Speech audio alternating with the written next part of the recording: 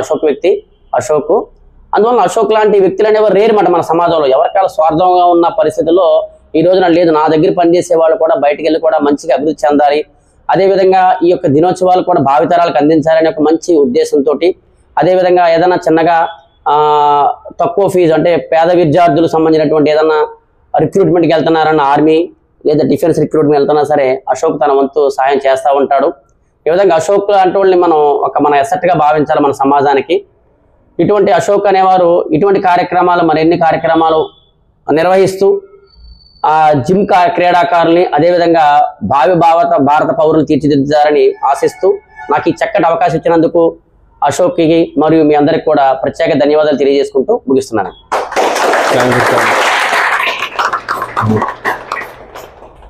మన భారతదేశానికి ప్రపంచ దేశాలలో కీర్తి ప్రతిష్టలు క్రీడల ద్వారా రావటం అనేది గొప్ప విషయం. మరి అంతేకాకుండా మన భారతదేశ చరిత్ర తీసుకున్నట్లయితే ఒక్కొక్క రోజు ఒక మహనీయులు, మదర్ తెరీసా, అదేవిధంగా స్వామి వివేకానంద, మన పింగాళి వెంకయ్య గారు, ఎంతమంది చరిత్రకారులు మన భారతదేశంలో ఉండి ప్రపంచ దేశాలలో మన మంచి పేరు తీసుకురావడానికి కృషి చేశారు కూడా. అదేవిధంగా మరి ఆ రోజు ఆ మహానుభావులు ఆ రోజు అంతగా మన కోసం త్యాగాలు చేశారు కాబట్టి ఈరోజు మనం ప్రశాంతంగా ఉండగలుగుతున్నాం. మంచి జ్ఞానాన్ని అందించారు అబ్దుల్ కలాం గారు అటువంటి అంత స్ఫూర్తితో. మరి అటువంటి జయంతి కార్యక్రమాలు ఇక్కడ జరపడానికి కారణం ఏమిటంటే చాలా మంది చదువుకున్న విద్యార్థులు ఉన్నారు, చదువుకోలేని వారు ఉన్నారు. వాళ్ళందరూ ఇటువంటి కార్యక్రమాలు జరపడం ద్వారా ఈ సోషల్ మీడియా, న్యూస్ పేపర్ తదితర విషయాల మీద బయటకు వెళ్ళడం ద్వారా ఈ కార్యక్రమాలు ఇటువంటి ద్వారా అందరూ మన దేశానికి సేవలు అందించిన ఉద్దేశంతో ఈ కార్యక్రమం జరుపుతున్నాం.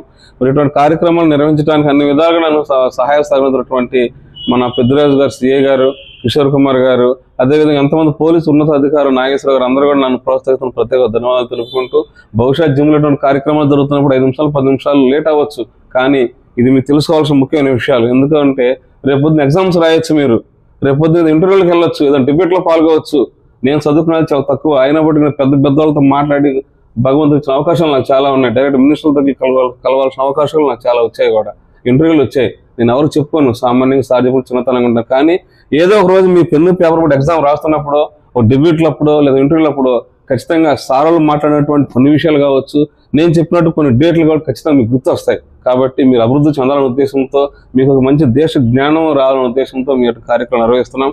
మరి ఆరోగ్యంతో పాటు మంచి జ్ఞానాన్ని కూడా మేము నిర్వహించడానికి మీ అందరూ సహకరిస్తున్నందుకు మీరు అందరూ కూడా ప్రత్యేక ధన్యవాదాలు తెలుపుకుంటూ, మరి ముఖ్యంగా మాజీ క్రీడాకారుడు షాహిద్ అన్న, ఈరోజు మనం కొన్ని వసతులు ఏర్పాటు చేసుకుని ఆయన క్లాబ్స్ కూడా డబ్బులు అందిద్దాం. ఎందుకంటే కొత్త వాళ్ళు తెలియదు దాని గురించి. ఆయన ఒక మంచి క్రీడాకారుడు, మంచి